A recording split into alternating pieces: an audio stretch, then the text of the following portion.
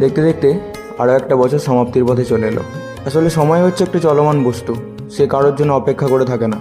কিন্তু কিছু মানুষ আছে যারা সময়ের পর সময় অপেক্ষা করে থাকে নিজের স্বপ্নগুলোকে পূরণ করার আশায়।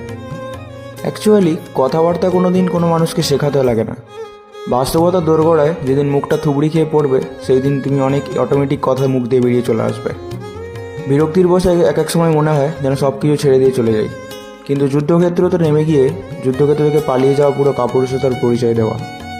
আমার মহাপ্রভু বলেছেন পরিবর্তনই সংসারের নিয়ম। তাই জীবন কোনোদিনও একভাবে হেসে কাটানো যায় না, মাঝে মাঝে মাথা নত করে কাঁদার অবস্থাতেও যেতে হয়। তাই নিজের ওঠা নামাটা নিয়ে না ভেবে নিজের চেষ্টাটা যাতে আরও শক্তিশালী হয়ে ওঠে সেটার উপর মনোযোগ দাও। আর দিনের শেষে নিজেকে বলো, একদিন সব ঠিক হয়ে যাবে, একদিন সব কিছু পাবো। তোমরা প্রত্যেকে খুব ভালো থেকো, অ্যান্ড অ্যাট দ্য এন্ড দিনের শেষে সবসময় একজনকেই স্মরণ করে যাও, হরে কৃষ্ণ।